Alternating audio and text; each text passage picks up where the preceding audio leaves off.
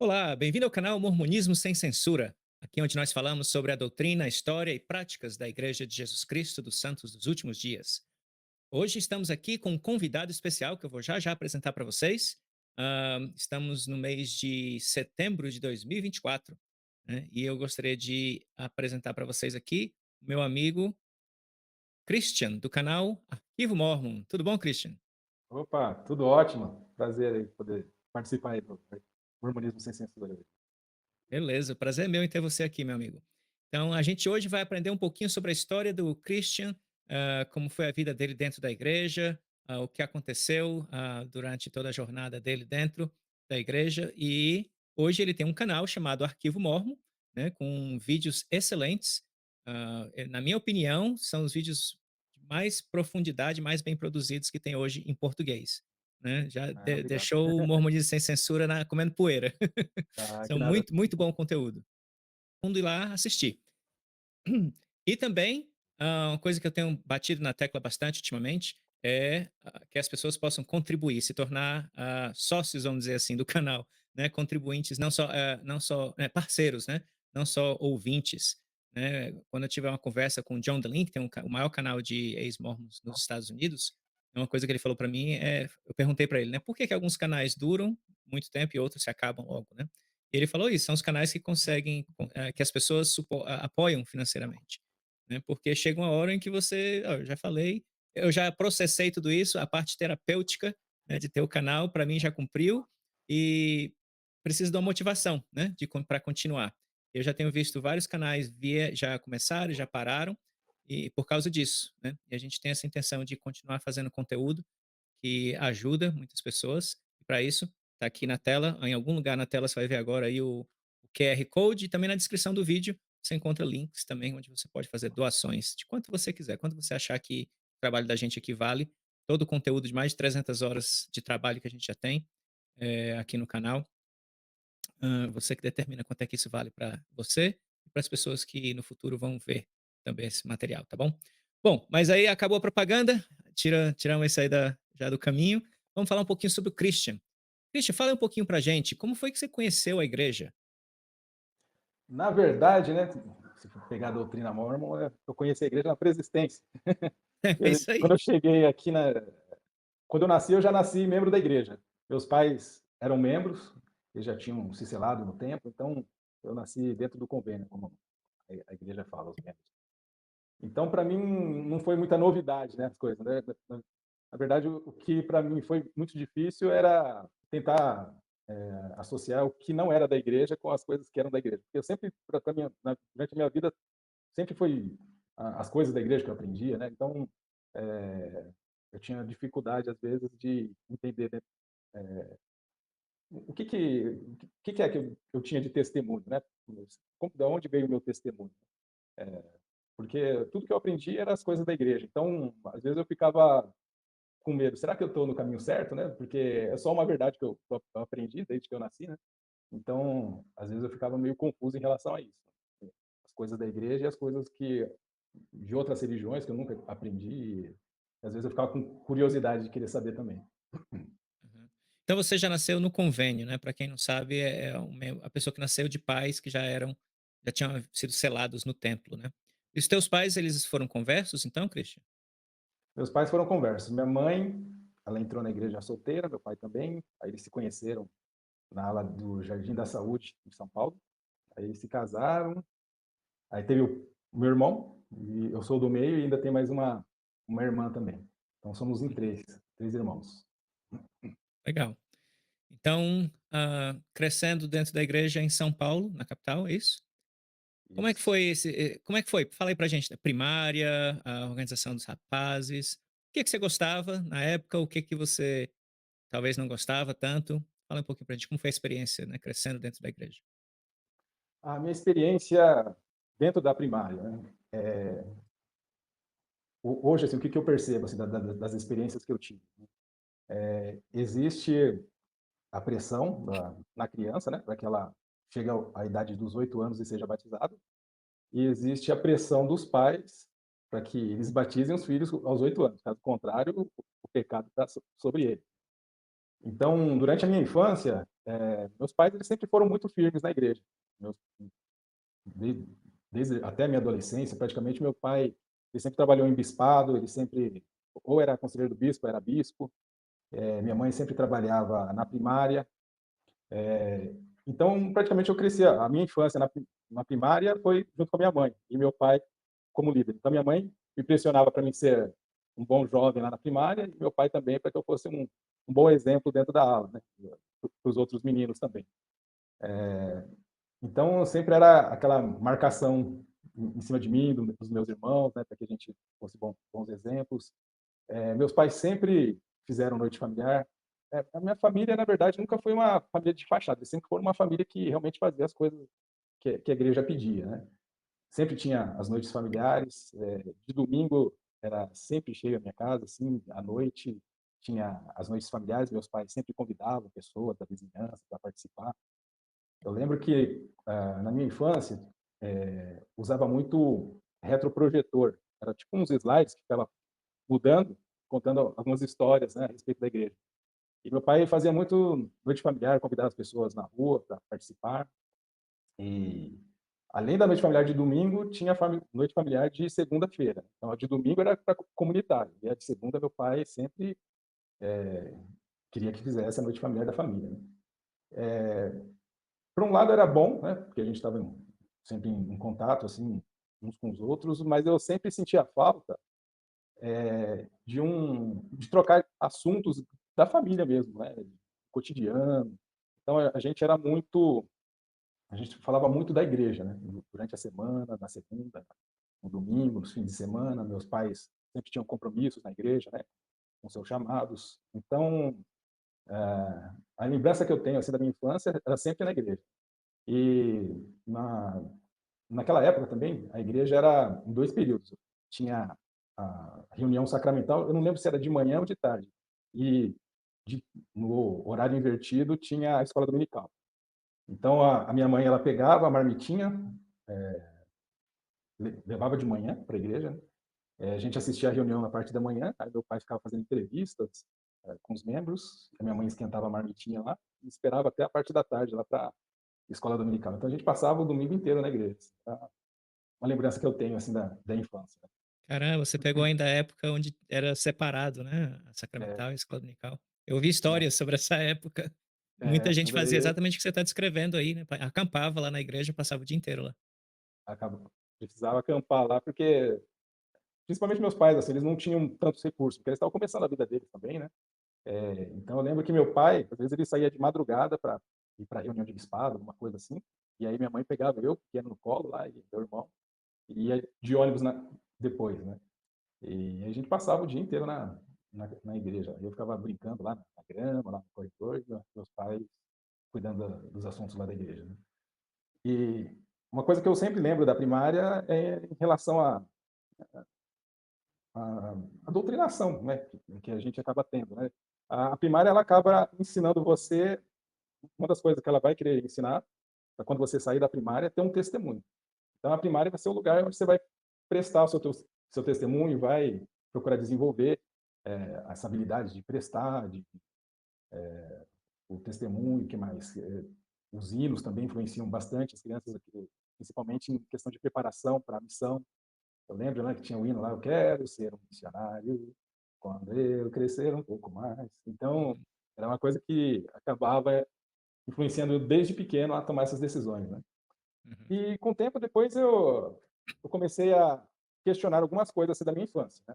Uma delas Já era a já na questão. infância, então, você já tinha dúvidas ou questionamentos?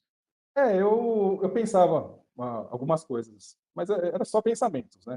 Aham. Por exemplo, Jesus Cristo, né, por que que eu tenho de onde saiu a idade de 8 anos, né, para me batizar? Porque Jesus Cristo não batizou com 8 anos, ele estava sempre lá com os mestres, né, as pessoas influentes, ele desde jovem, né.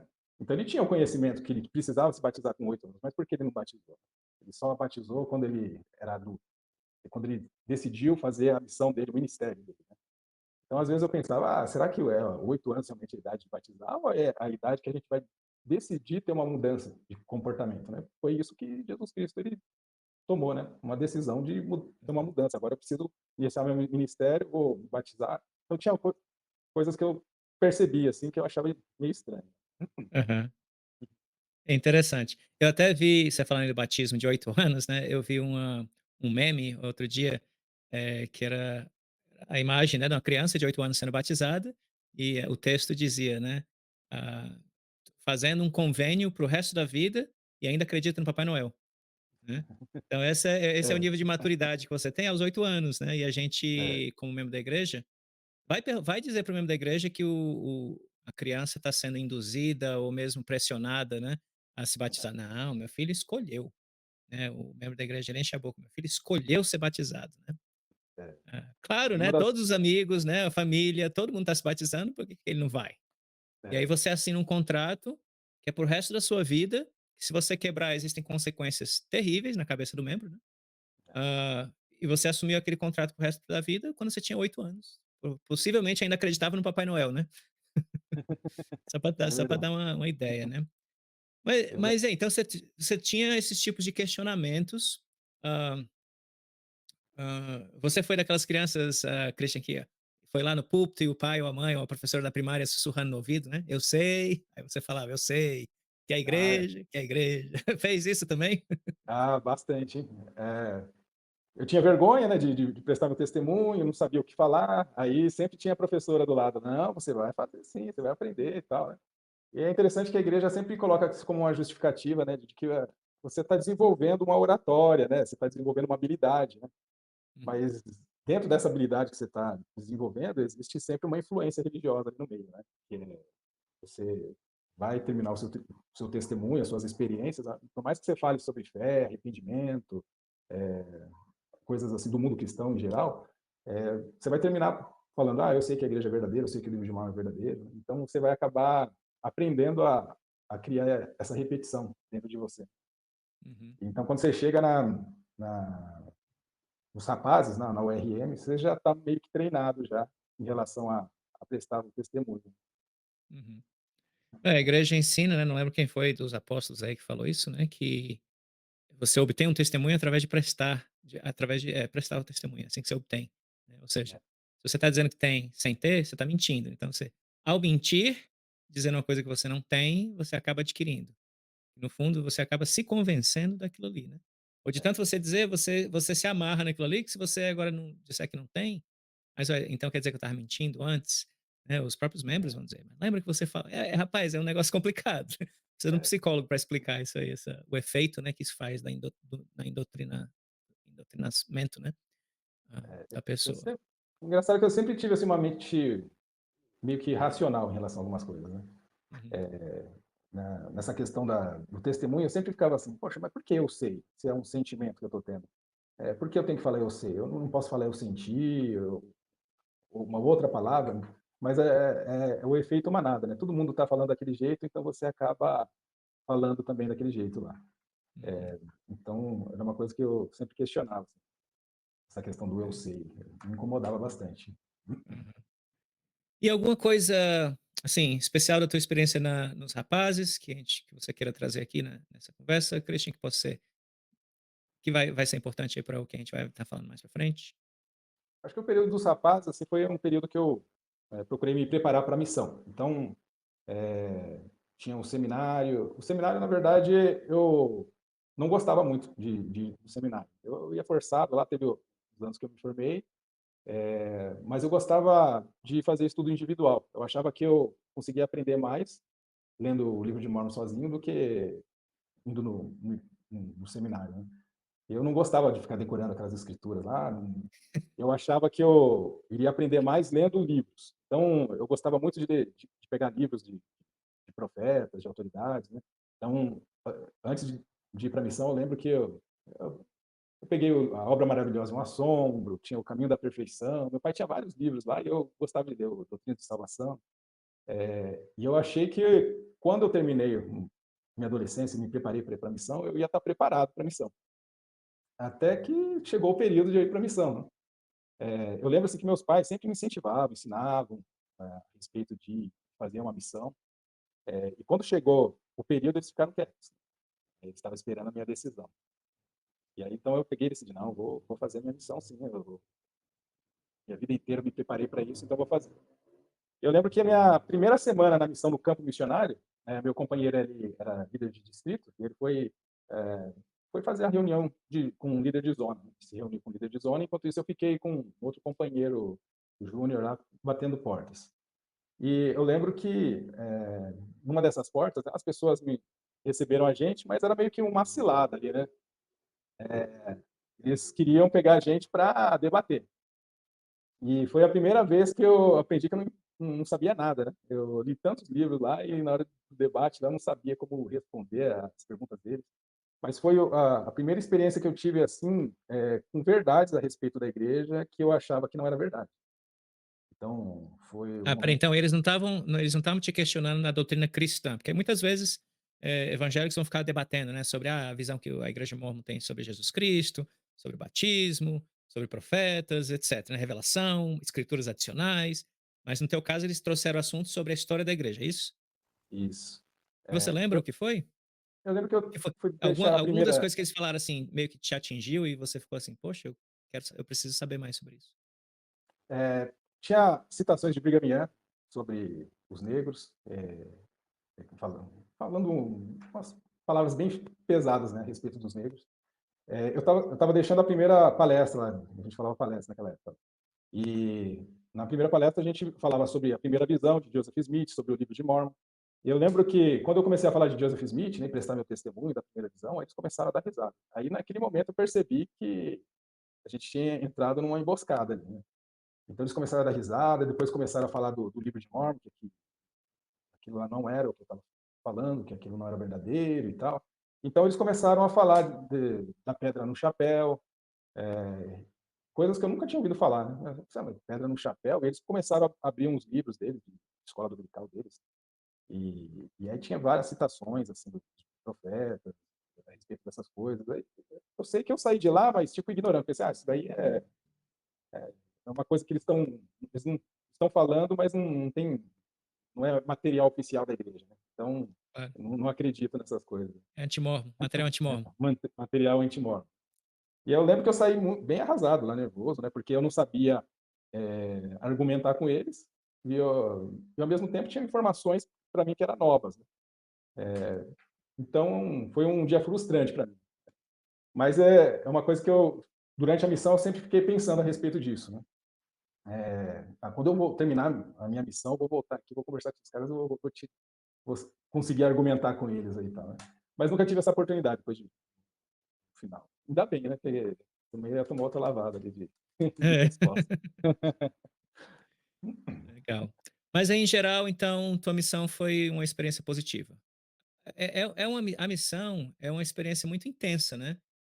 Algumas pessoas falam que quando se quer classificar a igreja como uma seita, né, é É, meio que é uma área meio polêmica, né, é, mas quando você vai falar sobre a vida do missionário, o controle que a igreja assume sobre a vida do missionário, ali é completo, né. ali Então, já se debate muito a respeito da missão ser muito mais para converter o missionário, solidificar o compromisso dele com a igreja, do que mesmo pelos conversos, né, porque às vezes o missionário vai para certas áreas, ele batiza uma pessoa, às vezes nem isso. Mas ele é. volta com o testemunho dele solidificado e um compromisso muito mais firme, né, com a igreja. A Para missão, você, teve esse efeito, você diria? é, Foi na missão que você achou o teu testemunho, vamos dizer assim? na missão aumentou a minha dissonância, né, cognitiva ali das coisas ali, né. Mas uma das coisas que eu comecei a perceber depois que terminou a missão, eu percebi que a missão, na verdade, me ajudou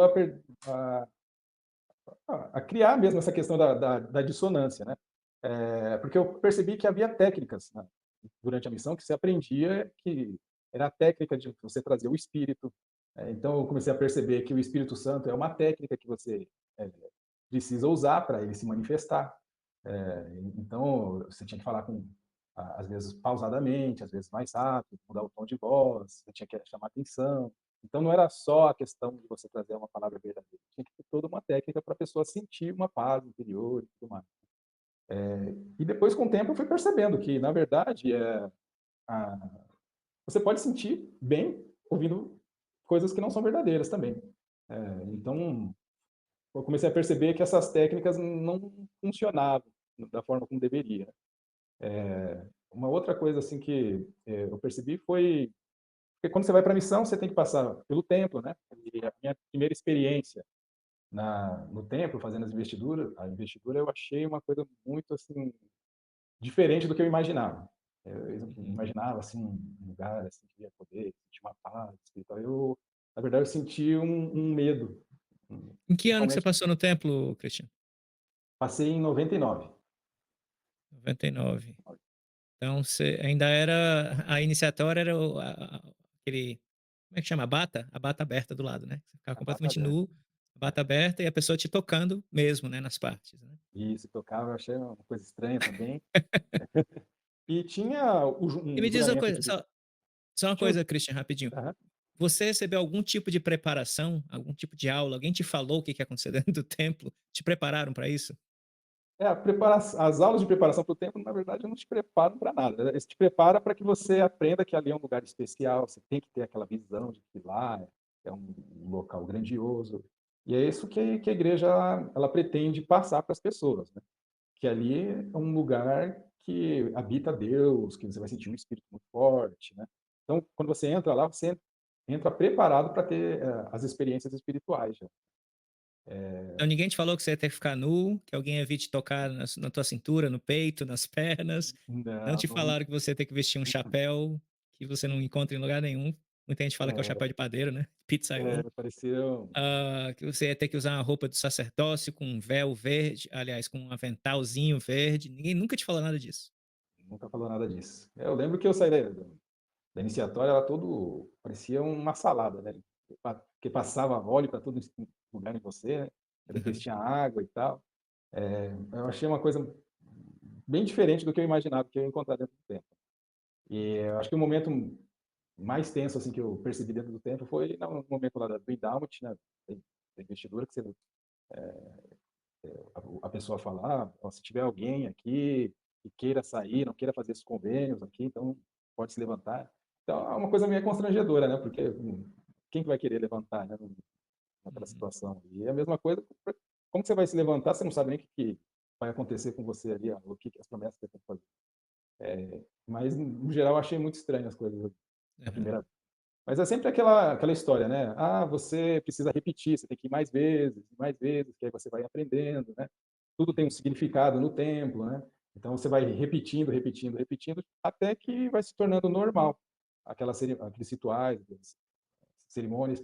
E hoje, né, a igreja mudou bastante em relação à primeira vez que eu fui no templo, né. Eu lembro que, eles falaram que na década de 90 tinha terminado, mas eu estava em 99, eu lembro que ainda eu pelo menos fiz o juramento lá de vingança lá. Não entendi nada, porque eu tinha que fazer aquele juramento lá, mas, eu sei que tinha que cortar a barriga, cortar o pescoço. Tinha isso, né, quando você passou? Quando passei tinha isso daí. E Hã. eu até achei estranho, né, porque, as pessoas falam que não foi mais ou menos no início de Alguém 90, né, e em alguém pegou a 99 fita errada. pode ser Pegaram que a fita pegaram a fita antiga. errada lá, porque em 99 eu lembro que eu tive que fazer esses juramentos aí, achei muito estranho esse negócio de cortar de ponta a ponta aí. Aham. Pra quem não sabe, né, no templo, a apresentação da investidura, os ensinamentos, é uma gravação, né. Então, sei lá, hoje deve ser digital, né, mas deve ter sido fita em algum momento aí, DVD, não sei. E aí você assiste um cineminha, né, uma boa parte é um cineminha, outra parte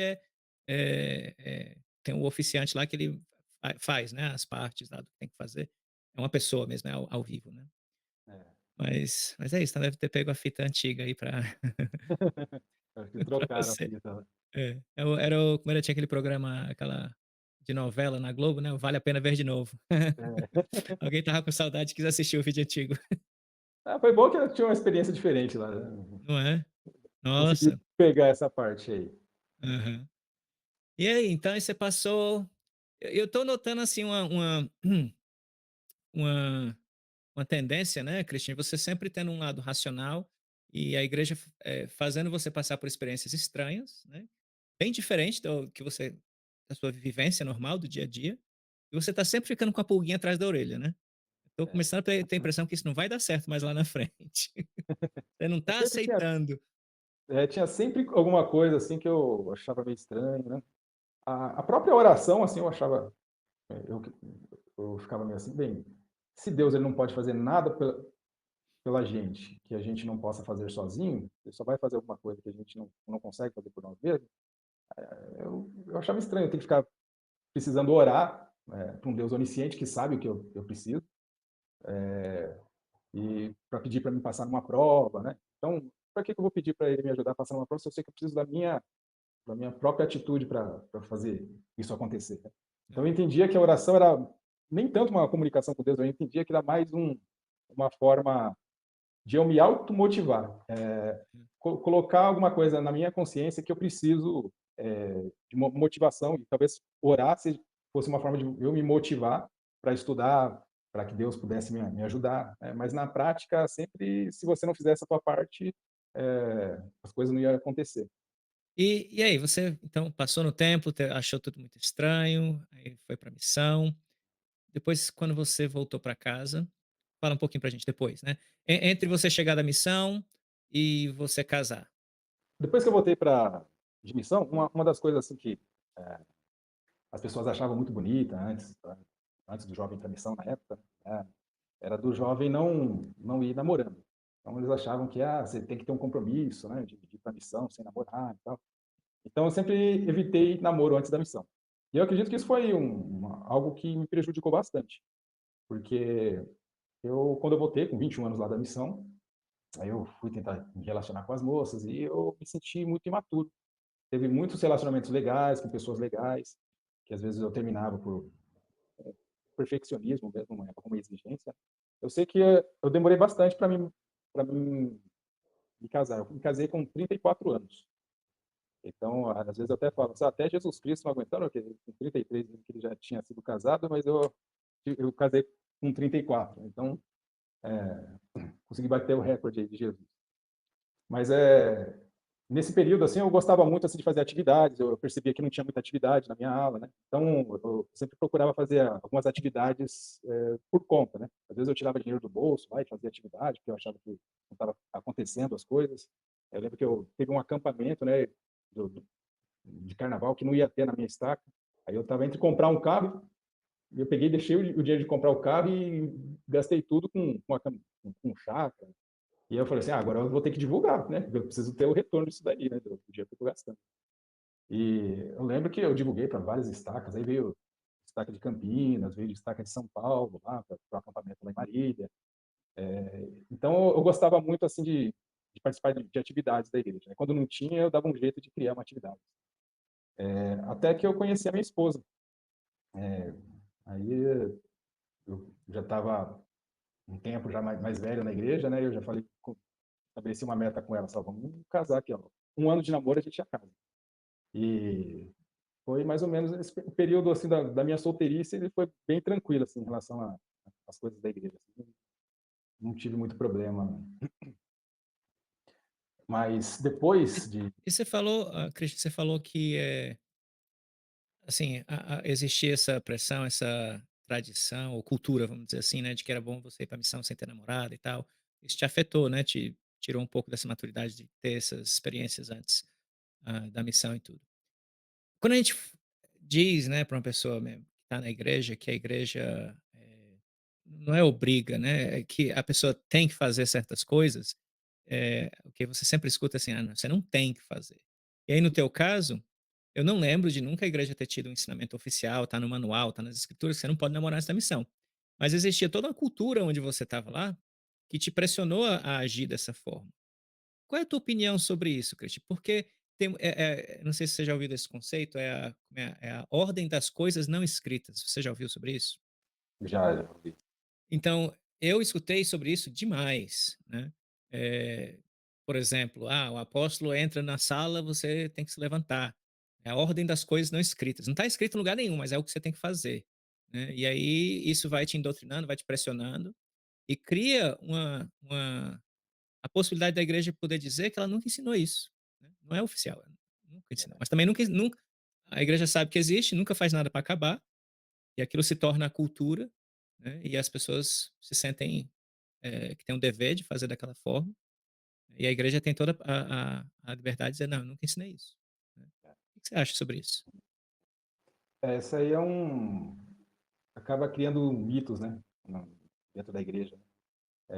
O mito de que eu lembro, né, que às vezes eu queria que o primeiro conselheiro tinha que sentar do meu lado direito, o outro tinha que sentar do segundo do lado esquerdo, né.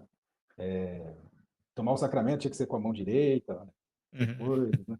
A mulher não pode pegar na bandeja, A mulher né. não pode pegar na bandeja, né.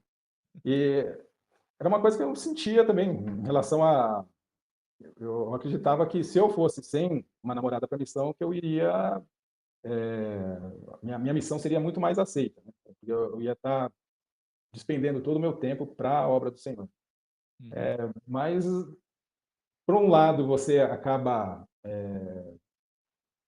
despendendo muito tempo para os interesses da igreja e você acaba esquecendo um pouco de você, do seu aperfeiçoamento pessoal, né. Então foi uma coisa que eu pude perceber com essa negação de não querer ter outros relacionamento antes, né, um namoro antes da missão, que foi uma coisa que me prejudicou. E até tinha moças, assim, que eu gostava, eu lembro de uma moça que ela veio e pediu em namoro e eu gostava dela e eu falei: "Não, não". Então foi oportunidades que eu tive, às vezes, de amadurecer, de saber dialogar com as pessoas e que eu não tive. Uhum. E uma das coisas que eu percebo hoje, assim, que eu sou uma pessoa muito reprimida, assim, eu não sou uma pessoa muito comunicativa, sou uma pessoa mais quieta. Eu Introvertido, né. introvertido, né. Eu acredito que a igreja me ensinou muito a ser dessa forma, porque a igreja, ela exige perfeição, a salvação pelas obras, né. Então, ela está sempre exigindo que você faça o seu melhor o tempo inteiro. E uma das coisas que eu percebi, assim, principalmente quando eu era líder, eu precisava entrevistar as pessoas, é que eu via famílias, assim, que pareciam perfeitas, né, mas quando você entrevistava, você conseguia perceber muitos problemas, né, que elas tinham dentro do lar. Então, a igreja, a comunidade, né, as pessoas, elas estão sempre tentando transparecer uma certa perfeição, que um começa a olhar para o outro: "Ah, mas eles fazem a coisa certa, né, eu preciso fazer". Então, isso motiva o outro também a querer esconder um pouco o lado dele, né, imperfeito. Então, Uhum. a comunidade acaba escondendo os lados imperfeitos delas e reprimindo, seus problemas, né. E essa é uma coisa que é é uma cultura que existe dentro da igreja, né. Porque se você fala que você tem algum problema, aí vão associar que, você não está guardando algum mandamento, né. Então, se você está infeliz por causa disso, você está lendo as escrituras, você está orando, você está jejuando. Então, essa ideia do perfeccionismo, em troca, gera hipocrisia, dentro da comunidade, né, porque eles vão viver uma forma que parece bonito, né, parece que está todo mundo feliz, mas existem diversos problemas. E que se as pessoas fossem mais abertas, eu acredito que a própria comunidade poderia um ajudar mais o outro. Então as pessoas são muito frias uns com os outros, eu percebo assim, cada um na tua, exatamente porque às vezes a gente não conhece a necessidade das outras pessoas também. Eu acho que isso é que cria muito da superficialidade que você vê nos relacionamentos dentro da igreja, né. A É, gente chama os outros membros da nossa ala de amigos, né, a nossa família, mas no fundo são colegas. Eu digo que são é, colegas de igreja, né. O dia que você sai da igreja, acabou, é igual quando você sai da empresa que você trabalha, né. Aqueles que não são seus amigos, eram só colegas, você nunca mais vê, né. E o que você está falando, esse perfeccionismo, cria essa superficialidade, porque se você se aproxima demais de alguém, inevitavelmente você vai ver os problemas da vida daquela pessoa, né, é. e ninguém quer deixar transparecer os seus próprios problemas, né. Isso aí é problemático mesmo. Mas aí, você falou pra mim, quando a gente estava conversando offline, que você foi presidente de ramo, é isso? Fui presidente de ramo, na verdade fui 2 vezes. Eu Aham. fui uma vez na missão, como missionário, aí chamado presidir um ramo, e é até interessante, assim, na missão, porque quando me chamaram, eu falei: mas como que é um presidente de ramo?" Eu nem sabia como que é agir um presidente de ramo. Então o Espírito vai te guiar. E aí eu lembro que, no primeiro dia que eu chamei, os membros do ramo para entrevista, eu entrevistei uma moça que ela tinha um problema com a castidade. E aí ela começou a falar para mim: eu fiz isso aqui com meu namorado e tal". E aí eu fiquei sem saber o que fazer, né. Isso Eu você falei: era "Ué, mas" missionário ainda? eu era missionário, né. Uhum. E eu fiquei assustado, falei: e agora, o que que eu faço, né? Ela tá falando que já fez isso, quebrou a lei da castidade, tá, eu preciso dar a receitinha de bolo para ela voltar, a ter o perdão dos pecados dela. Mas como Uhum. que eu vou saber, né, que peso, que tipo de receita que eu tenho que dar para ela? Qual é o nível do peso que eu tenho que dar para ela sentir que foi teve um arrependimento, né. Então eu lembro que essa primeira vez que ela conversou comigo, eu não sabia o que falar. E teve até busquei o Espírito Santo, orei e tal. Aí até eu lembro que eu fiquei meio perdido, eu falei para ela: "Só, vamos fazer o seguinte, você não vai tomar o sacramento nesse domingo e eu vou orar, vou perguntar ao Senhor, tal". Na verdade, eu queria lá ver o manual, o que estava falando lá a respeito disso, e como lidar com a situação. Não, Então, o manual foi dado pelo Senhor, então você não estava mentindo. é, mas é uma coisa que eu percebi, assim, principalmente, assim, lidando, assim, com o juiz insider, como fala, é essa questão de você dosar o juízo com as pessoas. Eu nunca sentia que eu estava tomando, às vezes, o juízo correto, assim, com as pessoas. Em alguns momentos eu sentia bem e tal, e outras vezes eu achava que eu estava falando por mim mesmo, mas não sabia se o senhor estava aceitando o que eu estava falando, né. E eu lembro que eu participei também de ações disciplinares, e eu via, assim, dosagens diferentes, assim, às vezes uma pessoa fazia uma coisa tão grave assim e tomava, às vezes, a mesma medida que de uma outra pessoa que fez uma coisa mais tranquila, assim, às vezes, de resolver. E é uma coisa, assim, que eu ficava bem incomodado com essa questão do desse juízo das pessoas, né. Eu sempre uma das coisas que eu percebia, assim, é que as pessoas perguntavam muito a respeito do pecado para as pessoas. "Ah, como que foi o seu pecado? Quantas vezes você fez isso?", né. Eh, e as pessoas não se atentavam muito à questão da vida, o percurso de vida que aquela pessoa teve, né, os traumas que aquela pessoa já teve na vida dela. Então, era sempre a questão ali do pecado, avaliar o pecado, se ela estava arrependida, se ela repetiu aquilo ou não. E ficava essa parte do psicológico das pessoas, né, do sentimento das pessoas muito de lado. E eu acredito, assim, que muitas vezes as pessoas elas caem em algum erro, né, principalmente mais pelo psicológico delas, de alguns problemas que enfrenta na vida dela, né, do que necessariamente pelo desejo que ela queria fazer alguma coisa errada. Então eu sempre foi uma coisa que eu sempre, fiquei com o pé atrás, assim, essa questão de dizer para a pessoa o que ela tinha que fazer para se arrepender. E aí, então você tá lá, presidente de ramo, Eu casado, tem filhos? tem 2 filhos, 2 Qual a idade meninas. das filhas? Uma não tem nem 1 mês ainda, É mesmo? nasceu agora esse mês aí, e a outra Olha aí, tem 5 parabéns. anos.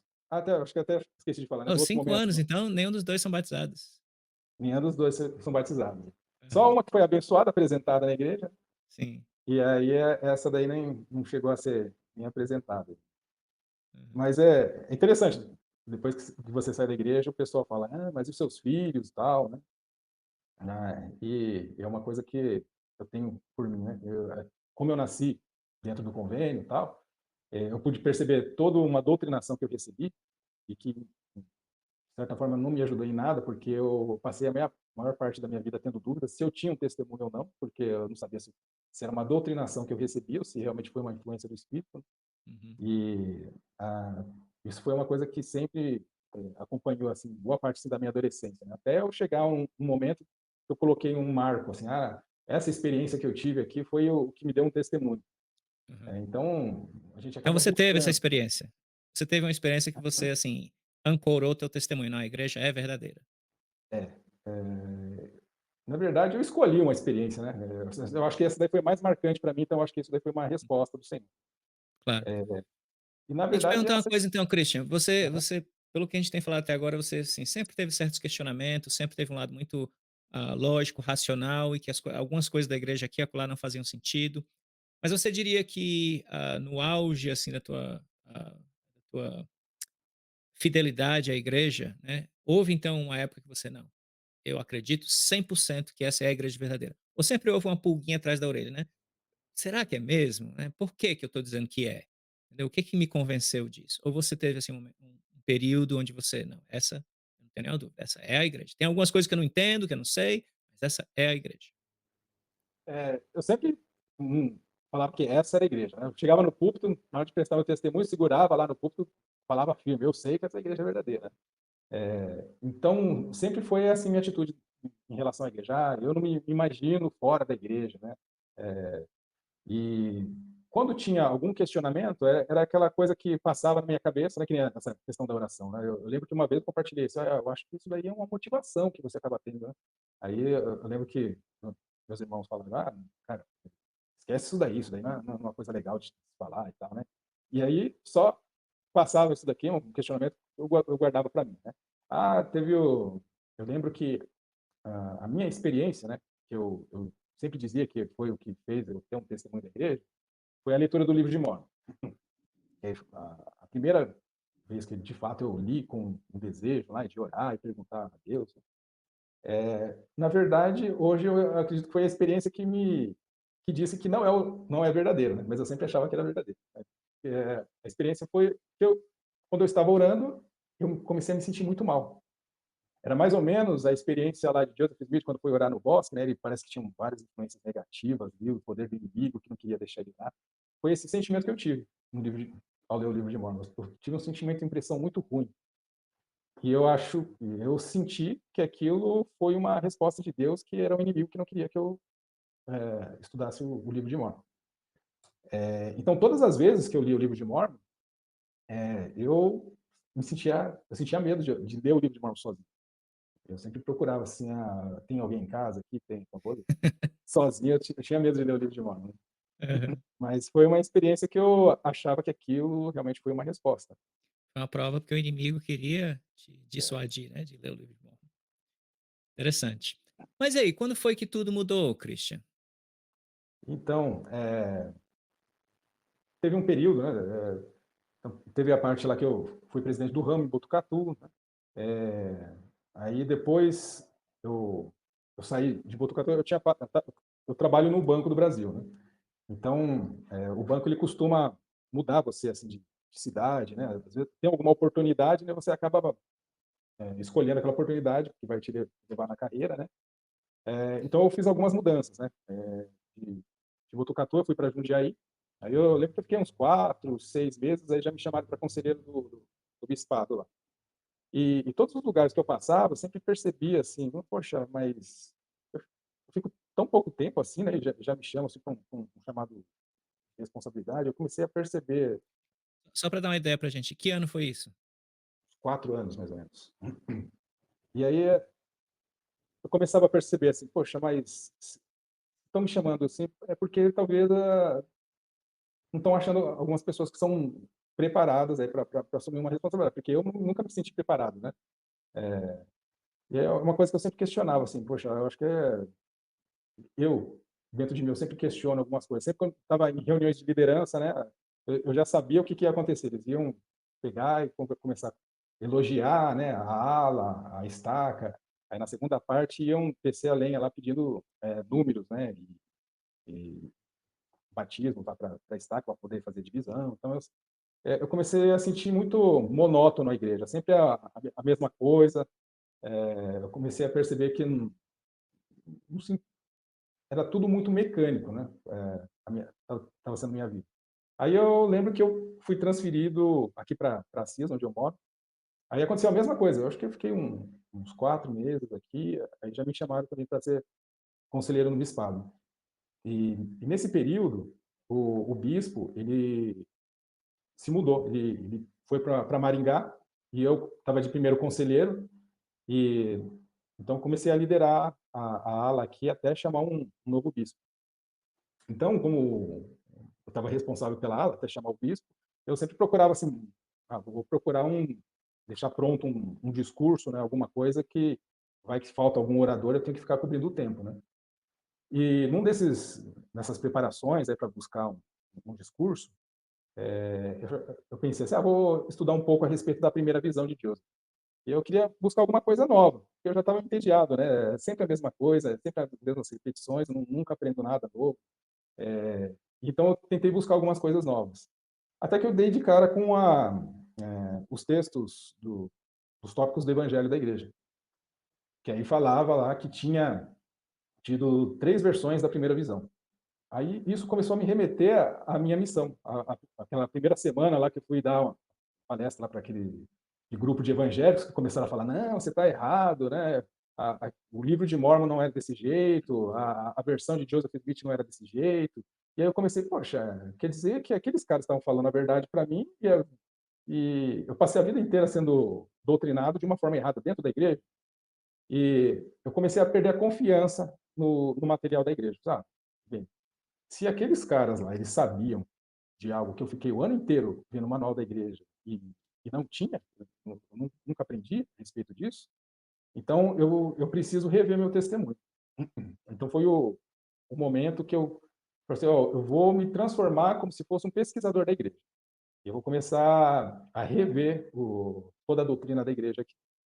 Só que eu não vou querer ver a doutrina da igreja conforme esses manuais atuais da igreja. Eu vou querer estudar como se eu tivesse em 1830 entrando na igreja. Então eu vou pegar o manual, o livro de Mormon de 1830, vou querer saber qual que eram os livros que estavam sendo ensinados em 1830. E eu comecei a buscar. E eu comecei a perceber que tinha muita diferença dos ensinamentos lá de 1830 do que a igreja pregava a respeito de como foi a restauração do evangelho.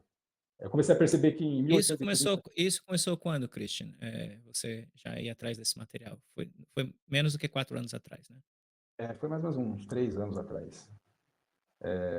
Nessa daí eu estava lá meio que substituindo o bispo e o presidente da estaca tinha feito uma entrevista comigo, assim, para ver o novo bispo, né, da aula. E aquilo ali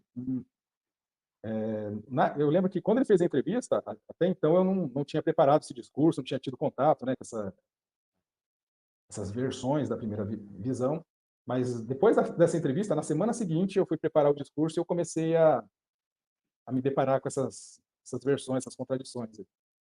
E aí eu comecei a ficar preocupado. E se eles me chamam para ser bispo? Aí eu estou com essa dúvida aqui. Então eu comecei meio que ficar com uma preocupação. Eu preciso definir se eu tenho um testemunho ou se eu não tenho um testemunho da primeira visão.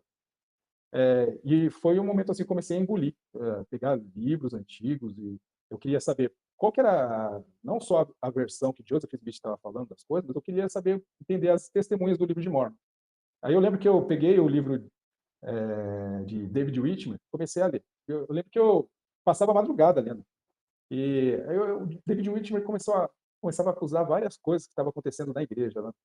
De mudanças, de revelações, e que Joseph Smith não era um profeta, e que ele tinha alterado muitas coisas. E eu comecei a comparar, sabe? Se ele está falando que teve alterações, vamos ver. E eu comecei a dar uma olhada em relação ao livro de Mormon. Eu comecei a perceber mesmo que o Deus do mormonismo em 1830 era um, e bem diferente do Deus que a igreja ela prega hoje. Né? Em E 1830 ele era um espírito, agora é um ser de carne e ossos. Exato. E esse material todo você estava lendo em inglês, né? Porque eu não acredito que não tenha isso em português, tem? Isso daí eu geralmente baixava livros em PDF, né? E eu colocava no celular e passava a noite lendo. E aí algumas coisas eu colocava para traduzir, e ia lendo, né? E Em eu algum comecei a. momento, Christian, o membro da igreja ele é muito indoctrinado a não confiar em materiais fora dos materiais aprovados pela igreja, né? A igreja faz um trabalho bem sutil, ela não proíbe nada, né, de você olhar, mas 99% dos membros da igreja tem medo de olhar materiais fora do que é aprovado pela igreja. Como é que você se sentia nesse processo? Você sentia algum receio ou você estava assim, não, eu quero saber a verdade, não interessa de onde venha. E o que que você fez nesse processo para ter certeza que aquilo ali que você estava lendo não era só mentiras anti-mormons, né? Você já falou um pouquinho assim que você começou a perder um pouco a confiança na própria igreja, né? Dela ser honesta em relação à sua própria história, né? Isso. E uma das coisas que eu comecei a questionar, assim, que a igreja parecia que estava me tratando como uma criança que não sabia fazer uma pesquisa. Eu tinha que só confiar nos materiais da igreja. E a confiança que eu depositei nos materiais me decepcionou, porque em alguns momentos eu lembro que eu ensinava às vezes numa escola dominical. Eu lembro que eu tinha ensinado uma vez numa aula da escola dominical. Eu tinha comentado, né? A grande prostituta de toda a terra era a Igreja Católica, porque foi assim que eu aprendi. Né? Aí disse, não, isso daí nunca existiu, você está falando apostasia e tal, não sei o que lá. Mas como que eu estou falando apostasia se eu li isso daí em livros antigos da igreja e tal? E aí eu lembro que eu buscava a informação de fato, não falava mais. A igreja já tinha mudado as coisas lá, né? E E aí eu ficava assim: "Poxa, tem alguma coisa errada, eu não estou ensinando uma coisa que eu não aprendi". E eu vi que teve muitas revisões, assim, durante o período que eu não percebia, né. E que as pessoas às vezes me chamavam, falavam assim: "Ah, você está ensinando apostasia".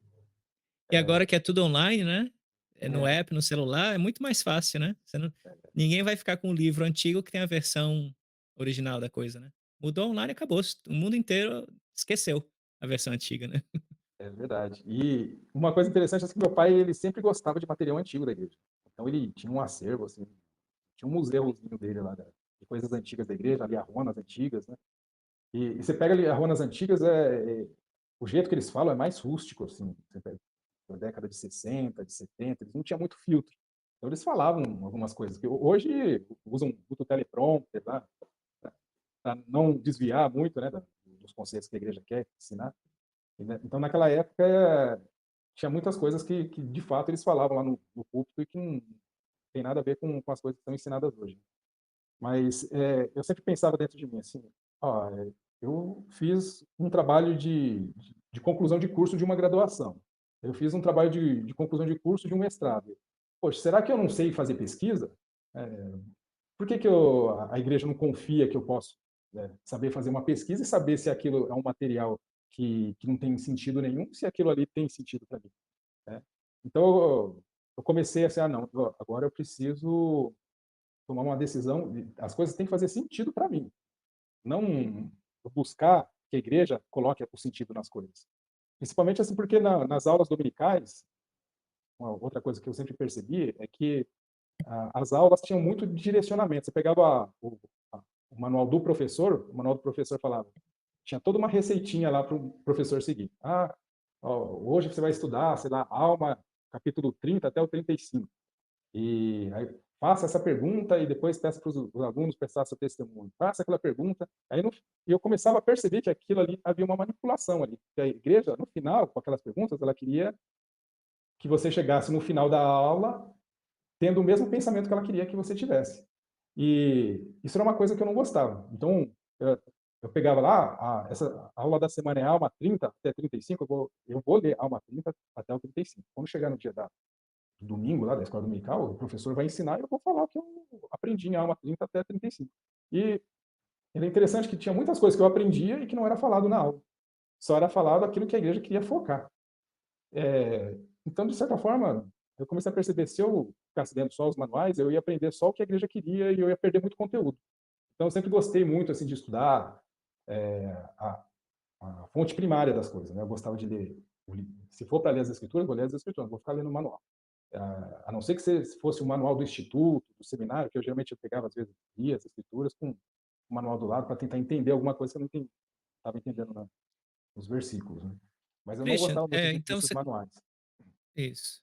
Você começou a ter contato então, né, você já falou um pouquinho sobre a história do racismo de Brigham Young, isso foi acho que, a tua missão, né, aquela pessoa que estava ouvindo as palestras, trouxe esse assunto, a versão as várias versões sobre a primeira visão, né, que os apologistas vão dizer e os membros da igreja vão comprar a ideia de que as versões são complementares, né, quando na verdade tem uma série de contradições.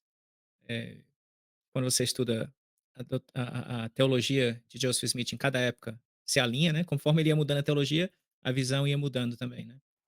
Dos problemas, que você já abordou no teu canal, que eu tenho abordado também aqui, que você diria, assim, são os problemas vamos dizer que você, vai, começar a falar com alguém da sua família, vamos dizer que você um marido está encontrando essas dúvidas e quer passar esse material para a esposa ou vice-versa, ou para os pais.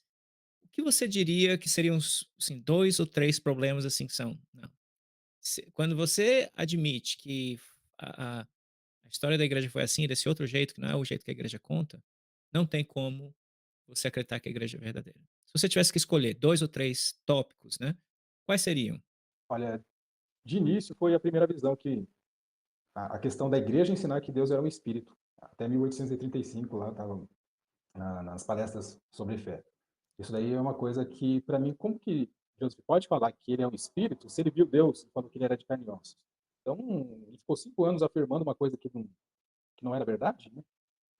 E como ele prestou o testemunho dele, que ele estava falando a verdade e não estava, isso daí me fez eu pesar, um pouco. Outra coisa foi o livro de Abraão. O livro de Abraão era uma coisa que eu sempre estava na ala, quando na minha infância, às vezes eu ficava folheando, eu via aqueles facsímiles, né, perguntava para minha mãe: "O que que é isso aqui e tal?". "Ah, foi o profeta, né, ele conseguiu traduzir pelo poder e dom". E depois quando você percebe que aqui não tinha qualquer relação com Abraão, né, então você começa a perceber eu comecei a perceber um desvio de caráter em Joseph. Um problema que ele tinha de querer se engrandecer, de ele querer, mostrar um poder que ele não tinha, né.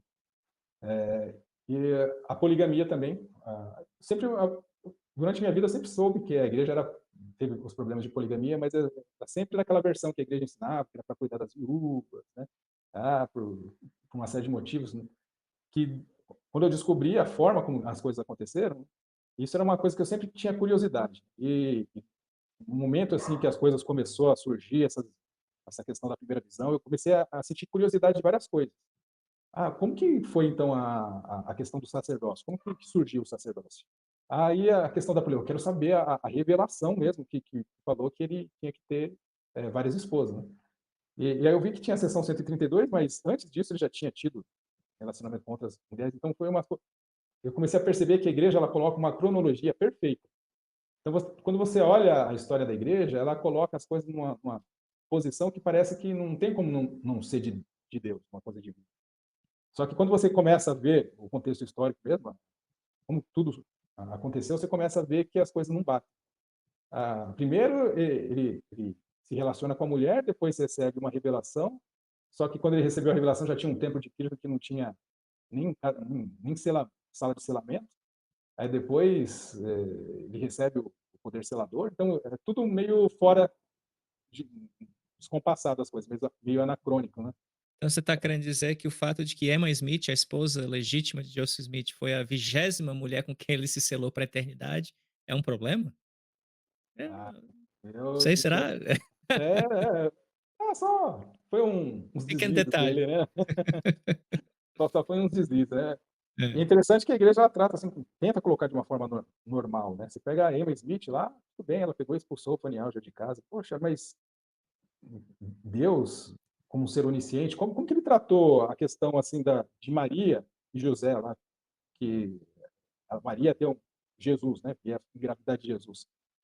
Foi um anjo lá para José e falou assim: "Ó, fique tranquilo lá que o filho que Maria vai ter, ele é divino". Mas não aconteceu isso com Joseph Smith, né. Não foi nenhum anjo falar para Emma Smith: "Ó, fica tranquila, tá, que tá, o que Joseph Smith está fazendo é algo divino, uma coisa inspirada por Deus". Então, você começa a perceber que as coisas não batem. É. E existe muita justificativa que eu comecei a perceber, assim, principalmente aí em na igreja, nos apologistas, que na verdade são mais desculpas do que, na verdade se encaixam realmente com a doutrina da igreja. Uhum.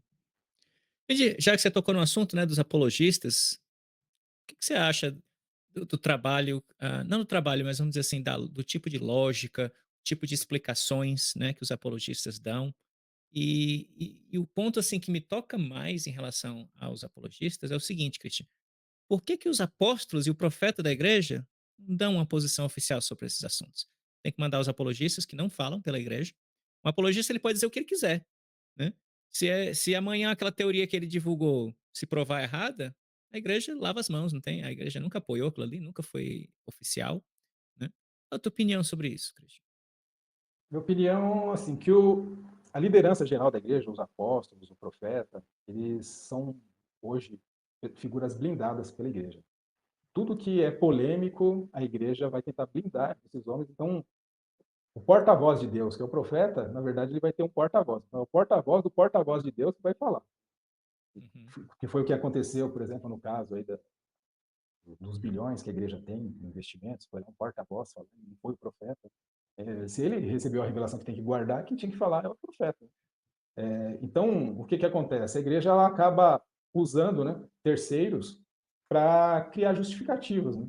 Você pega o livro de Abraão, né? Então, palavra tradução já não é mais tradução. Você pega a questão dos negros, a cor da pele, agora não é mais a pele. Então eles vão reinterpretando as coisas, vão mudando, né, os conceitos daquilo para tentar criar justificativas, né. Só que se você faz um comparativo com o que, de fato, a igreja ensinava, com o que a igreja ensina, isso não cabe uma justificativa.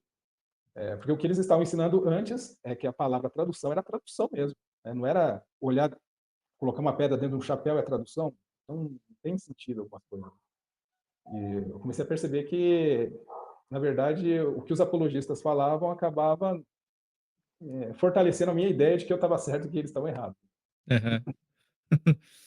E me diz uma coisa, Cristian, então, em que momento, bom, 2 momentos na tua história, né, teve um momento em que você, concluiu: "Não, a igreja não é verdadeira", certo? E teve um momento em que você, começou a falar para tua família, para tua esposa, né, sobre isso. O que que aconteceu primeiro? Quando eu comecei a perceber essas coisas, eu precisava de um empurrão para tomar uma decisão. Eu, eu não vou mais para a igreja porque eu sei que está errado. E eu sabia que esse empurrão eu tinha que ter um apoio da minha esposa. Então eu comecei, de certa forma, a influenciar ela. Eu comecei a apresentar materiais que eu estava descobrindo e falar assim: ó, dá uma olhada nisso daqui. O que você acha? E eu lembro, assim, que uma das Mas coisas que nessa altura do campeonato você já tinha, concluído na tua cabeça que a igreja não era verdadeira, não era aquilo que tinha te apresentado. eu tinha concluído que não era verdadeiro, mas o que estava pesando era a família, naquela Sim. situação. Eu Só que pergunto isso porque, assim, foi mais ou menos assim meu processo também, né. Eu não ah, queria na minha cabeça, eu não queria infectar a Sandra com alguma coisa que eu meu maior medo era a Sandra sair da igreja, a igreja sendo verdadeira, que aí era um é, problema, né. Não ia estar com ela para a eternidade. Então, enquanto eu não tivesse certeza, eu não queria arriscar colocar informação na mão dela que pudesse, fazer com que ela saísse da igreja e vamos dizer que mais na frente eu concluísse: "Não, eu estava errado, a igreja é verdadeira", e a essa altura a Sandra já saiu, e aí pronto, aí a desgraça já estava feita, né. Então eu esperei até o momento em que eu tinha certeza do que eu estava fazendo, para então poder começar a apresentar material. E parece que você seguiu mais ou menos também essa mesma ideia, né. eu segui mais ou menos essa ideia. Eu primeiro quis ter uma convicção, porque se eu começasse a apresentar coisas para minha esposa que eu tivesse ainda na dúvida, eu ia sentir que eu estava enfraquecendo o testemunho dela. Então eu Exato. precisava ter um sentimento assim: "Ah, eu sei que tá errado isso daí", para poder falar para ela: "Só dá uma abre o olho em relação a isso, em relação àquilo", né. E eu compartilhava algumas coisas. Eu lembro que uma coisa que sensibilizou bastante ela foi a questão do massacre de Montanha. Quando ela tinha chegado até a ver um filme, né, de Brigham Young a respeito do massacre, e aí ela achou aquilo muito horrível, né. E depois a gente tinha visto um documentário a respeito do livro de Abraão, e aí eu acho que foi o prego no caixão foi o livro de Abraão também para ela, que ela percebeu que era tudo uma fraude, né. Mas, assim, o que eu pude perceber nisso tudo, que o sentimento, ele não revela nada pra gente, né. Às vezes revela apenas o que a gente quer. Ah, então, para um apologista, ele quer acreditar que aquilo é verdadeiro, ele vai criar justificativas que vai trazer bons sentimentos para ele continuar acreditando. Para mim, se eu continuasse criando justificativas, eu não ia estar sendo honesto comigo mesmo. E eu poderia estar colocando gerações, meus filhos e tudo mais, em um caminho ensinando coisas que, na verdade, eram apenas ilusões. É igual a história do Papai Noel, né? Você se sente bem com a história do Papai Noel. As crianças se sentem bem. Mas ele existe, né? É verdade? Então tem um momento que você vai descobrir que é tudo uma ilusão. Foi legal, foi gostoso, tudo, mas não compensa você se esforçar em relação àquilo. Porque pode ser que chegar algum momento da minha posteridade que eles podem sofrer com aquela doutrina que está sendo ensinada dentro da igreja, né? Às vezes eu posso ter um neto lá que é homossexual. Como que ele vai se sentir dentro da igreja, né? Como que a igreja vai tratar essa pessoa, né? Então, se alguém tem que botar um fim nisso daí, sou eu. Então, foi uma questão de honra pegar e tomar um partido nisso daí. Mesmo que Uhum. fosse, às vezes, desagradar meus pais, né, que sempre foram membros fiéis, e são até hoje. Eu apresentei muitos fatos para eles, assim, eles respeitaram, assim, mas continuam acreditando, né?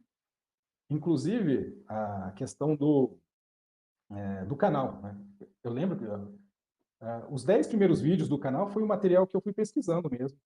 Aí depois, eu fui colocando mais vídeos lá porque eu comecei a perceber que as pessoas estavam gostando, eu fui criando, fazendo pesquisas em blogs e podcasts, mas o eu acredito que os 10 primeiros vídeos foi uma pesquisa minha mesmo, em relação a algumas coisas que eu estava, buscando sobre a igreja, a história da igreja. E eu tentei, criar o canal, porque eu lembro que eu tive uma entrevista com o presidente da Estaca. O presidente da Estaca queria assim: "Ah, mas que isso, essas questões que você está tendo, tal". E ele como eu lembro que ele falou: "Ah, você está buscando coisas em fontes que não é da igreja, né?" Eu disse: "Não, é da igreja mesmo, não". Eh, e eu lembro que ele falou assim: "Ah, essas coisas que você está sabendo, eu gostaria que você não compartilhasse com os membros". E aquilo assim: "Ah, mas se eu sei que essas coisas são verdadeiras, ou parte da história da igreja, eu acredito que, os membros deveriam ter direito de saber essas coisas". Eu lembro que na conversa que eu falei com o presidente da Estaca, ele falou: "Ah, tudo bem, tal, vou ficar quieto, tal".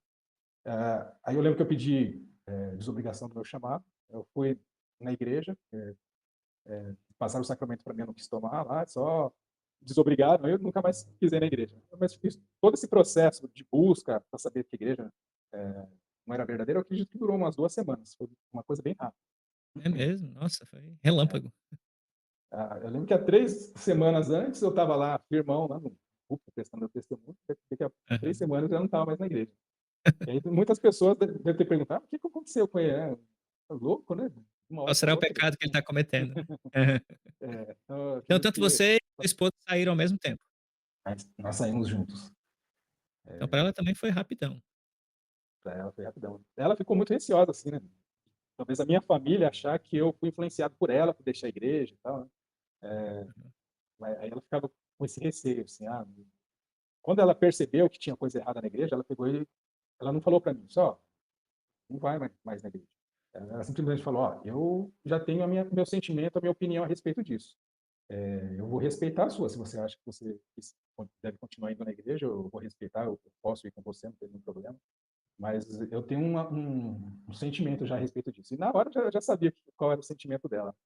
Eu pensei: "Ah, eu tenho o mesmo sentimento, eu vou fazer fachada, eu vou ir na igreja apenas por ir, eu não vou conseguir me sentir bem nas aulas, porque eu não tudo na igreja você tem que prestar testemunho.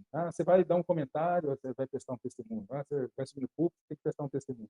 Você vai estar numa aula, vão ensinar alguma coisa que você sabe que está errada, você vai querer questionar e você não pode questionar, porque senão você vai tumultuar a aula, vai tirar o espírito, né, dentro do grupo. É. Então, eu percebi que a melhor forma seria me afastar, né, da Uhum. igreja, assim. Mas tenho bastante amizades dentro da igreja, eu gosto das pessoas, não tenho nada contra as pessoas, né. Então, E os eu amigos da tento. igreja, Cristo, ficou algum?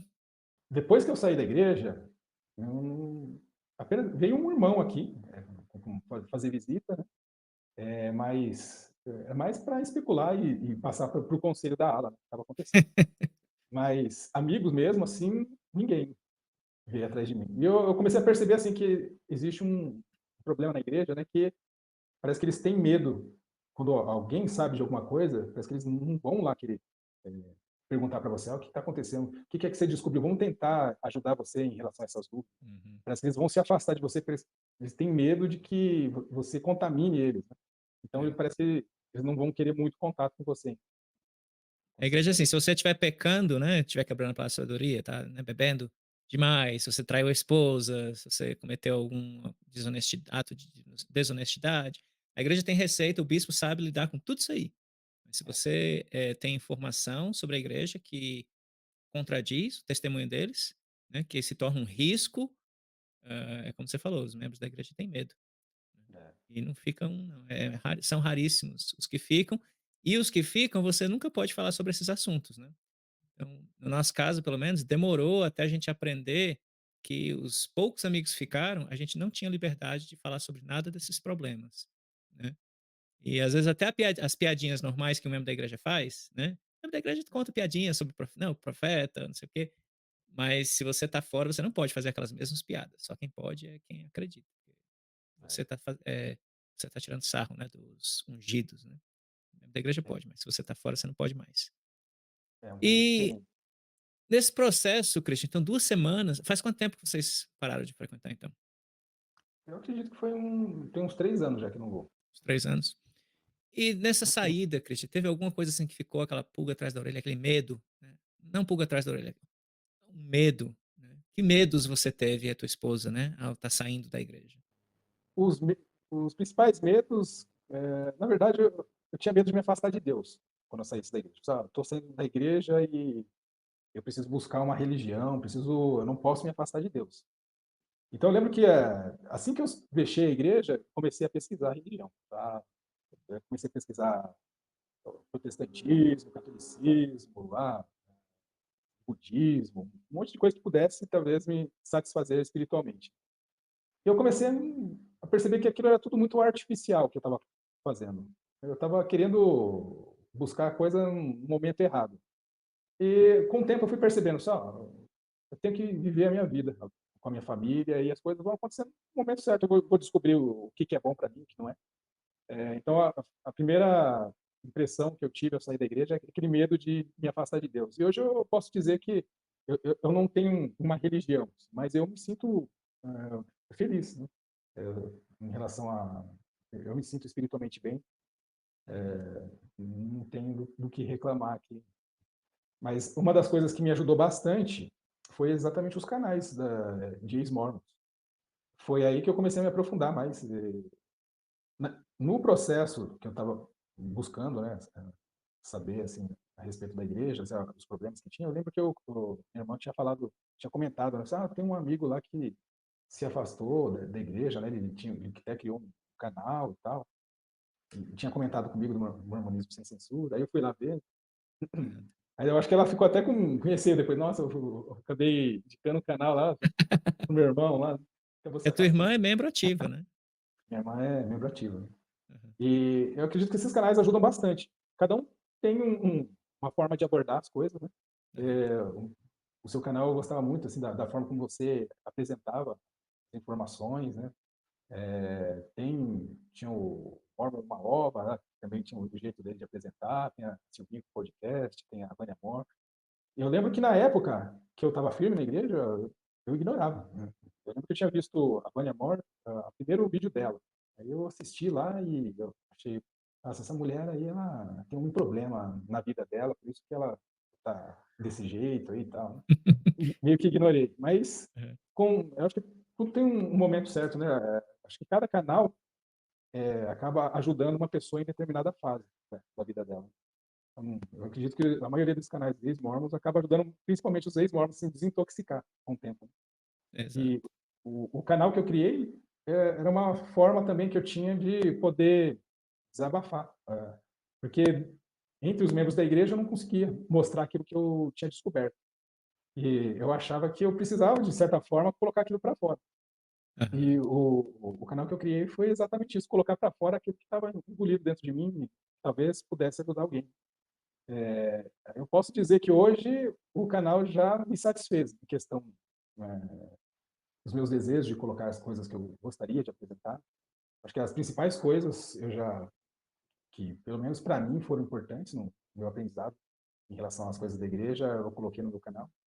Hum, Hoje eu estou colocando mais informações curiosas a respeito dela, mas o grosso mesmo eu já coloquei no canal. Aham. As coisas mais importantes para as pessoas poderem decidir o que que elas querem fazer, se querem ficar, se querem sair, né. E como é que tem sido a recepção do teu canal, Christian? O Arquivo Mórmon, né. É, Como é que tem sido os comentários dos membros da igreja que entram lá e veem o que você está falando? O que que eles dizem? sempre, eu até me divirto assim com o comentário das pessoas, dos membros da igreja, porque eu me coloco na situação deles, porque um dia eu já fui daquele jeito, né?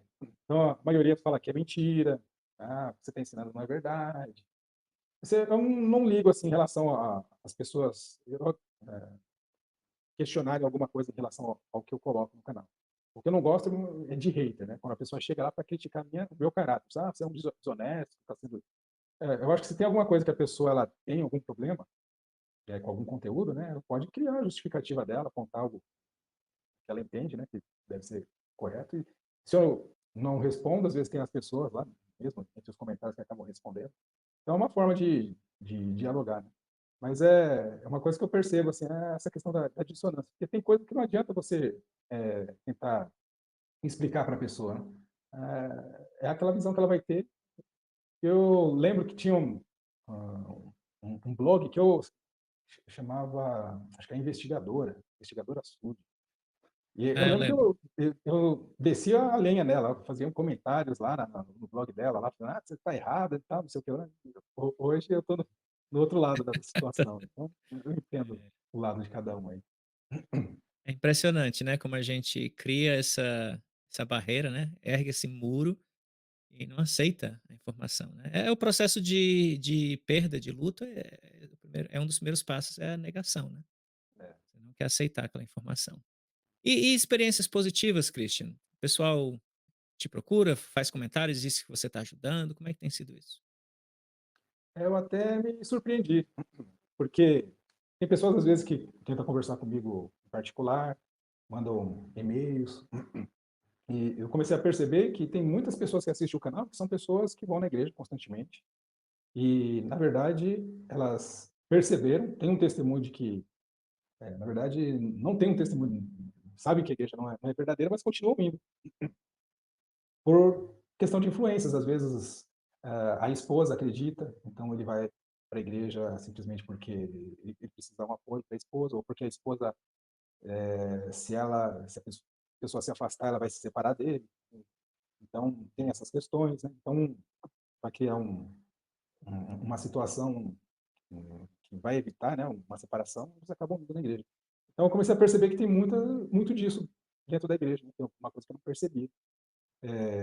E é interessante que tem essas pessoas que gostam de acessar o canal também, encontrar essas informações aí. E quando você pensa, Christian, que talvez vai ter gente que vai sair da igreja por causa do teu conteúdo, o que que passa pela tua cabeça? A pessoa, se a pessoa está com dúvidas, está precisando encontrar alguma coisa que vai, de fato, dar um rumo para a vida dela, e aquelas informações no canal são importantes, eu sinto até feliz, né? Porque, de certa forma, eu estou te desencalhando, né, aquela pessoa daquele medo, daquela dificuldade que ela tem de tomar algumas, escolhas na vida. Até o canal eu criei assim, pensei: "Poxa, a missão eu levei tantas pessoas para a igreja, né, agora eu preciso fazer a outro tipo de obra missionária também, né". Aham. Todo aquele que é divertido tem que advertir o próximo, né, então, se eu fui advertido por alguém, por informações, né, de que existe algo, contrário que está sendo ensinado dentro da igreja, lá errado, eu preciso advertir as outras pessoas também. Olha aí, Então, quem foi quem te ensinou isso? De que você tem que advertir quando você foi advertido? A igreja te ensinou isso, a né, então o igreja, né. culpado é a igreja. Eu Nós somos bons missionários, seja qual for a verdade que a gente encontrar, a gente vai espalhar, né. tô apenas ensinando um princípio, né, que a igreja ensinou. Exato. E e tem aquela questão, né, de mentir para o Senhor, né. Então, tem líderes que preferem mentir, né, pra manter, né, a questão da fé dos membros, né. E Uhum. eu entendo que eu preciso advertir o próximo em cima de verdades, né, que eu entendo que são verdades.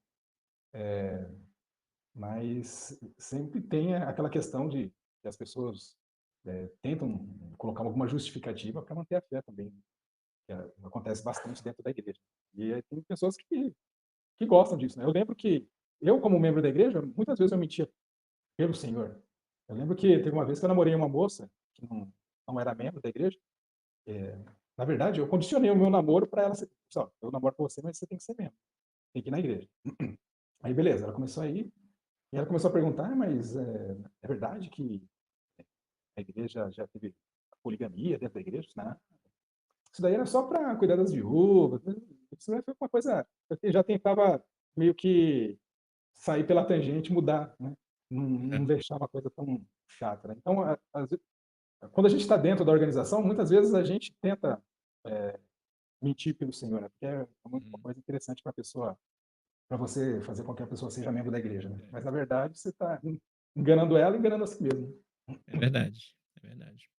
Então, não sei se é assim que você se sente, né, Christian, mas, por exemplo, eu, tempo vez por outra, né, alguém vai lá fazer comentário nos meus vídeos e fala: "Ah, eu já sei tudo isso aí e acredito na igreja", né, isso aí, esse teu vídeo só fortaleceu mais ainda o meu testemunho. Ah, tem E muita a gente minha reação é: "Olha, ótimo, a igreja te faz feliz, fica lá, meu, eu não tenho nada é, contra. Meu propósito não é tirar ninguém da igreja, né, o meu propósito é dar informação para a pessoa ter o poder de tomar uma decisão informada, só isso. A igreja esconde, e eu acho que isso não é honesto, pela própria definição da igreja mesmo, do manual Princípios do Evangelho, esconder parte da informação não é honestidade, né. Né. Então, e a honestidade para mim é o meu é o meu valor mais que eu mais estimo, né, é a honestidade. Então, se a igreja não é honesta, eu vou ser honesto pela igreja, e aí pronto, a pessoa toma a decisão que quiser, né. Já teve algumas situações onde teve uma pessoa, ele era um bispo, ele estava servindo como bispo, assistiu, né, maratonou meu canal num final de semana de 3 dias, na semana É, prolongado, e aí na segunda-feira decidiu que ia, pedir para tirar o nome da igreja, se desobrigado de bispo, tirar o nome da igreja, ele e a esposa, ia sair todo mundo, a família, os filhos, tudo. olha só. Entrou em contato comigo, me disse isso, eu falei: "Calma, espera aí, não é assim, não tenha pressa, vamos pensar direitinho o que você está fazendo, é uma coisa séria", mas eles, assim, saíram mesmo, bateram o recorde, foi 3 dias, pum, tá fora. Olha só. E E isso me deu, assim, uma ansiedade grande, né, porque, poxa, é é, responsabilidade, né. Não que fui eu que fiz isso, nada por eles, eles que tomaram a decisão.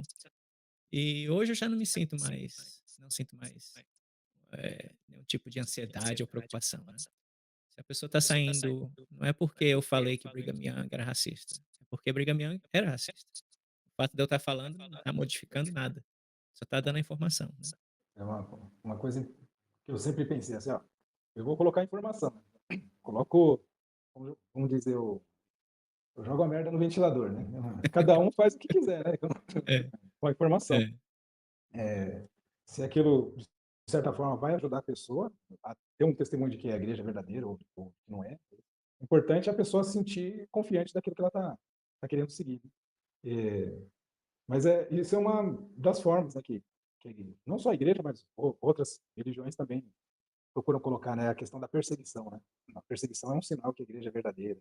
é, Tanto no mormonismo, como testemunhos de Jeová, qualquer outra religião, eles sempre vão colocar isso como ah, uma justificativa para saber que aquilo é verdadeiro, né. E uma das coisas que a igreja sempre ensina é a questão do sentimento. Olha, você vai ter um sentimento bom. E o sentimento mal também é uma resposta, que pode ser verdade, alguma coisa, não é só o sentimento bom. Às vezes a gente tem um sentimento ruim como um alerta de que aquilo você tem que ter mudanças, né, na tua vida. Não é só o sentimento bom que eu falo, ah, você tem que mudar. Então, essa ideia de que é só o sentimento bom, que é aquilo que vem do espírito, que vai confirmar, o Senhor pode responder a gente de várias formas. E uma coisa que é interessante é que, apesar das pessoas sempre falarem: "Ah, você não sabe reconhecer o espírito e tudo mais", uma coisa que Tiago 1,5 fala, né, é que: "Se tendes falta de sabedoria, peça a Deus". O pedir a Deus é uma segunda opção. A primeira opção é se tem falta de sabedoria. Então você primeiro tem que buscar sabedoria. Então você consegue sozinho, descobrir muitas coisas a respeito da igreja. Se você buscar os manuais, você sozinho, só pelos manuais, pelos os documentos da igreja, você consegue saber se ela é verdadeira ou não, sem precisar perguntar a Deus. exato. Agora, você pode perguntar. Às vezes você descobriu, viu um monte de coisas que, de fato, não combinam com a doutrina de Cristo. O fato de Joseph Smith ensinar que, às vezes, pecar, se não tiver ninguém por perto, não tiver testemunha, você não, aquele pecado não é justificado. Uhum. Para mim, isso daí não tem nada a ver com a doutrina de Cristo. Isso aí foi muita esperteza dele, né. É uma esperteza dele. E quando E, você entra na poligamia, você está tendo relações com outra mulher, só tem 2, né. Se a mulher decide te denunciar, só é uma testemunha, né. Ela nunca vai ter a segunda para poder você ser julgado. e aí tinha as difamações, né, de Deus, se a pessoa falasse alguma coisa. Isso daí me incomodou bastante também. E, mas é essa questão. Muitas vezes a gente ora perguntando a Deus, sabendo a resposta já. Então, eu entendo assim que muitas vezes a gente está orando e está tentando a Deus, pedindo a Deus. Porque a gente já tem uma resposta que o Senhor deu por meio de evidências e você está esperando sentimentos. E, para mim, às vezes, você acaba tentando a Deus aí em situações que não precisa, né? Porque Deus, ele deu conhecimento, te deu inteligência para você usar, e não simplesmente para ficar esperando uma resposta dele o tempo inteiro, né? exato. Perfeito. Olha, o teu conteúdo, Christian, é fantástico, viu? Como eu falei no começo do vídeo, da entrevista, é do fundo do coração mesmo. Eu acho assim muito bem produzido, muito bem pesquisado. Eu recentemente assisti o vídeo onde você fala sobre as 3 histórias milagrosas do presidente Nelson. Acho que é o teu vídeo mais recente, eu acho, né? Vamos ver se Comemorando aí os 100 anos, né, do presidente Nelson. E eu achei assim muito bacana. Indico para quem assiste aqui o canal, vai lá, assiste os vídeos do Arquivo Mormon, manda lá, curte os vídeos, manda mensagem pro Christian, apoia o canal, é muito bacana. Christian, a gente já passou aqui de 1 hora e meia. Tem alguma coisa mais que você gostaria de falar, já se aproximando aqui do final da entrevista? acredito que, a maioria das coisas eu já consegui colocar para fora aqui com você. Eu agradeço a oportunidade, o convite, eh, me senti muito bem aqui conversando com você. Espero que, de certa forma, o conteúdo possa ajudar alguém, né, que está ouvindo. Às vezes não ajuda em questão, assim, tomar uma decisão em relação à igreja, né, mas é como a gente estava falando, são formas, são bate-papos, trocas de experiência, para aquela pessoa que já saiu da igreja, ajuda bastante na sua desintoxicação, em perceber, similaridades, né, na forma como ela saiu da igreja, como eu saí, como o Marcelo saiu. Então, eh, espero que tenha ajudado alguma coisa. Beleza, com certeza vai ajudar muita gente, sim. E uma coisa que a gente conversou um pouco antes, né, Christian, teve aí uma troca entre você e um apologista. Na verdade, ele disse que não se considera apologista, mas É, no fundo é, né, quando se trata da igreja. Ele fez um desafio, né? 12 perguntas ah, para os críticos da igreja responderem. Né? E eu queria ver se você topa vir aqui comigo mais uma vez e a gente responder essas perguntas, né? vamos sim. Se é um desafio para os críticos, né, acho que a Aham. melhor oportunidade é essa, né, não só eu falar, mas o Bom, Marcelo, pela também, todo definição dele, ele não é apologista porque ele é professor de filosofia, né? Então, eu não sou filosofia. crítico porque eu sou analista financeiro, né? É, Então, se a lógica é essa, eu também sou bancário, não não é sou crítico, né? apenas um analista, né, da igreja, assim, um crítico. Pois é. Então pronto, fica marcado, a gente vai voltar aqui, colaborar, e responder essas perguntas dele, né. Eu achei de certa forma até interessante algumas delas, algumas É, nem tanto, mas eu acho que dá um episódio bacana pra gente tratar desse assunto. Pois meu legal. querido, um abraço, obrigado por ter vindo aqui, foi uma honra receber você aqui no canal. Mais uma vez, pessoal, vai lá, dá uma conferida no Arquivo Mormon, tem muito conteúdo bacana. Muitas vezes eu já fiquei com vontade, foi só de copiar e colar o que você fez lá para fazer aqui também. Mas não precisa, já tem você e agora o pessoal que não conhecia, agora já vai saber quem você é e do teu canal. Legal, eu agradeço, e se inscrevam lá e vamos lá, colocando mais conteúdos aí que possa ajudar aí na informação. Beleza. Obrigadão, meu querido. E Obrigado. para vocês que nos acompanham aqui, um abraço, até a próxima, sem censura, mas com respeito. Se você gostou desse vídeo, lembre-se de curti-lo, se inscrever no canal e deixar seu comentário abaixo. Para mais vídeos como este, acesse um dos links que aparece na sua tela agora ou visite o canal Mormonismo Sem Censura.